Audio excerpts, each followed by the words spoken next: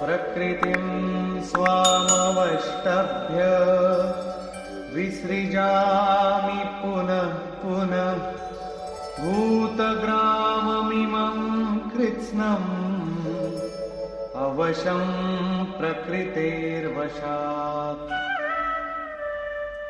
अपनी प्रकृति अर्थात महापुरुष की रहनी स्वीकार करके प्रकृतेर्वशांत अपने अपने स्वभाव में स्थित प्रकृति के गुणों से परवश हुए इन संपूर्ण भूत समुदाय को मैं बारंबार विसृजाम विशेष सृजन विशेष रूप से सजाता हूं, इन्हें अपने स्वरूप की ओर बढ़ने के लिए प्रेरित करता हूं।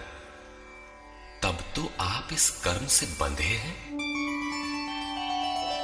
न च मां तानि कर्माणि निबध्नन्ति धनञ्जय उदासीनवदासीनम् असक्तं तेषु कर्मसु। अध्याय 4 के 9वें श्लोक में योगेश्वर श्री कृष्ण ने कहा था कि महापुरुष की कार्य प्रणाली अलौकिक है।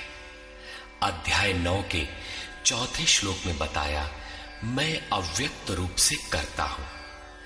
यहां भी वही कहते हैं, धनंजय, जिन कर्मों को मैं अदृश्य रूप से करता हूं उसमें मेरी आसक्ति नहीं है।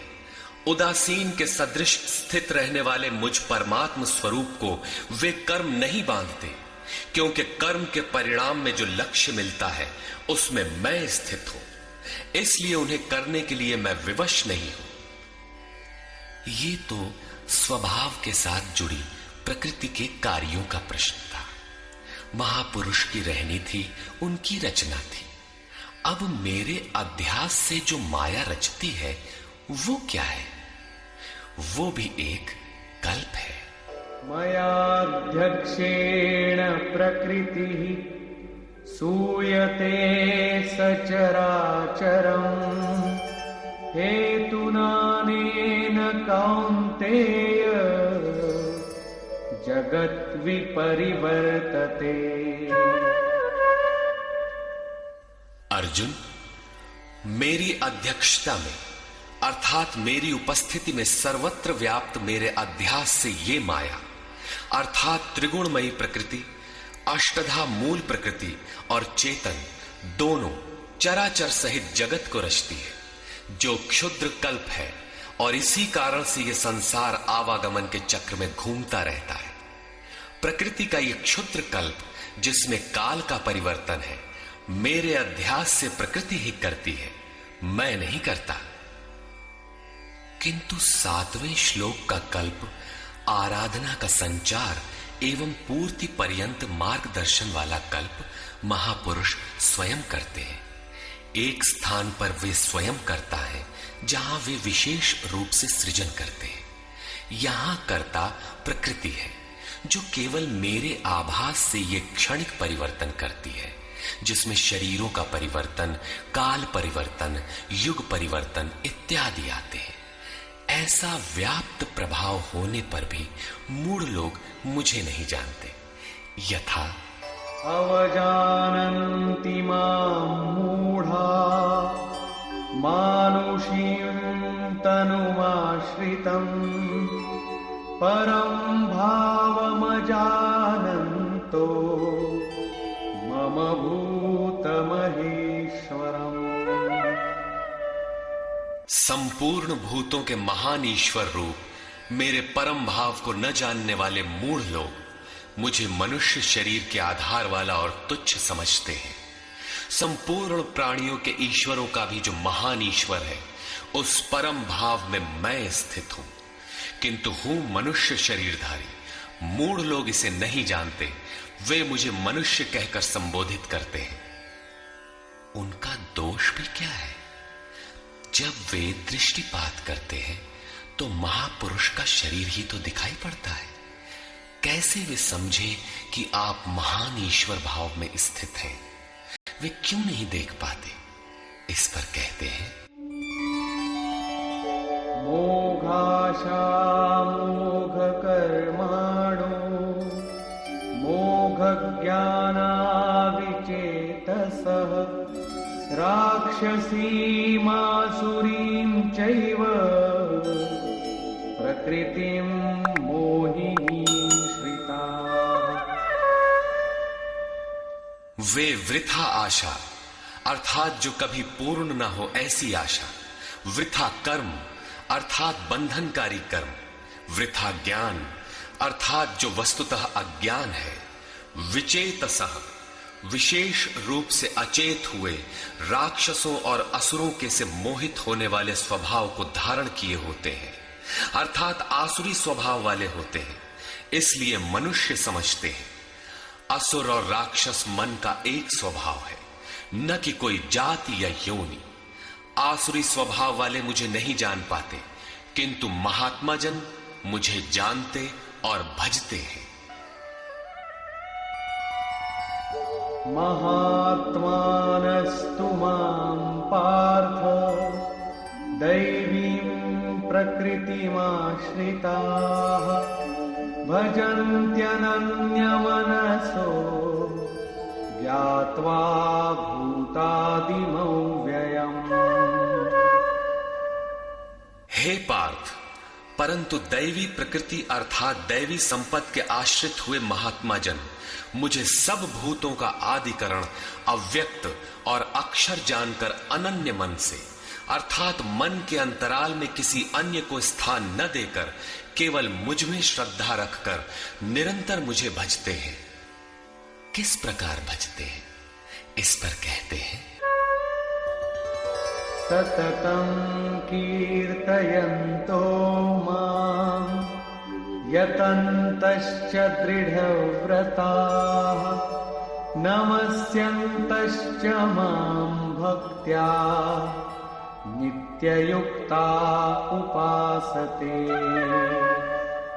वे निरंतर चिंतन के व्रत में अचल रहते हुए मेरे गुणों का चिंतन करते हैं, प्राप्ति के यत्न करते हैं और मुझे बारंबार नमस्कार करते हुए सदैव मुझसे संयुक्त होकर अनन्य भक्ति से मुझे उपासते हैं, अविरल लगे रहते हैं। कौन सी उपासना करते हैं, कैसा है ये कीर्ति ज्ञान? कोई दूसरी उपासना नहीं, वरन वही यज्ञ जिसे विस्तार से बता आए हैं, उसी आराधना को यहां संक्षेप में योगेश्वर श्री कृष्ण दोहरा रहे हैं। ज्ञानयज्ञेन चाप्यन्ये यजन्तो मामुपासते एकत्वेन पृथक्त्वेन बहुधा विश्वतो मुखम्। उनमें से कोई तो मुझ सर्वव्याप्त विराट परमात्मा को ज्ञान यज्ञ द्वारा यजन करते हैं, अर्थात अपनी लाभ हानि और शक्ति को समझकर इसी नियत कर्म यज्ञ में प्रवृत्त होते हैं। कुछ एकत्व भाव से मेरी उपासना करते हैं कि मुझे इसी में एक होना है, और दूसरे सब कुछ मुझे अलग रखकर मुझे समर्पण करके निष्काम सेवा भाव से मुझे उपासते हैं तथा बहुत प्रकार से उपासते हैं, क्योंकि एक ही यज्ञ के ये सभी ऊंचे नीचे स्तर हैं।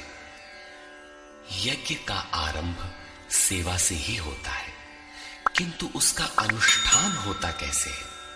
योगेश्वर श्री कृष्ण कहते हैं, यज्ञ मैं करता हूं, यदि महापुरुष रथी न हो तो यज्ञ पार नहीं लगेगा। उन्हीं के निर्देशन में साधक समझ पाता है कि अब वो किस स्तर पर है, कहां तक पहुंच सका है। वस्तुतः यज्ञ करता कौन है, इस पर योगेश्वर श्री कृष्ण कहते हैं,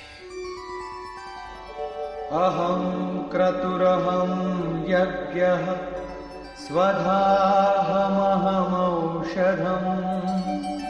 मन्त्रोऽहमहमेवाज्यम् अहमग्निरहं हुतम्। कर्ता मैं हूं, वस्तुतः कर्ता के पीछे प्रेरक के रूप में सदैव संचालित करने वाला इष्ट ही है। कर्ता द्वारा जो पार लगता है मेरी देन है। यज्ञ मैं हूं, यज्ञ आराधना की विधि विशेष है। पूर्ति काल में यज्ञ जिसका सृजन करता है, उस अमृत का पान करने वाला पुरुष सनातन ब्रह्म में प्रवेश पा जाता है। स्वधा मैं हूं, अर्थात अतीत के अनंत संस्कारों का विलय करना, उन्हें तृप्त कर देना मेरी देन है। भवरोग को मिटाने वाली औषधि मैं हूं। मुझे पाकर लोग इस रोग से निवृत्त हो जाते हैं। मंत्र मैं हूं। मन को श्वास के अंतराल में निरोध करना मेरी देन है। इस निरोध क्रिया में तीव्रता लाने वाली वस्तु आज्य अर्थात हवि भी मैं हूं। अग्नि मैं हूं। मेरे ही प्रकाश में मन की सभी प्रवृत्तियां विलय होती हैं तथा हवन अर्थात समर्पण भी मैं ही हूं। यहां योगेश्वर श्री कृष्ण बार बार मैं हूं कह रहे हैं। इसका आशय मात्र इतना है कि मैं ही प्रेरक के रूप में आत्मा से अभिन्न होकर खड़ा हो जाता हूं तथा निरंतर निर्णय देते हुए योग क्रिया को पूर्ण कराता हूं। इसी का नाम विज्ञान है। पूज्य महाराज जी कहा करते थे कि जब तक इष्ट देव रथी होकर श्वास प्रश्वास पर रोकथाम न करने लगे, तब तक भजन आरंभ ही नहीं होता। कोई लाख आंख मूंदे भजन करे, शरीर को तपा डाले, लेकिन जब तक जिस परमात्मा की हमें चाह है, वो जिस सतह पर हम खड़े हैं, उस स्तर पर उतरकर आत्मा से अभिन्न होकर जागृत नहीं हो जाता, तब तक सही मात्रा में भजन का स्वरूप समझ में नहीं आता। इसीलिए महाराज जी कहते थे, मेरे स्वरूप को पकड़ो, मैं सब दूंगा। श्री कृष्ण कहते हैं, सब मुझसे होता है।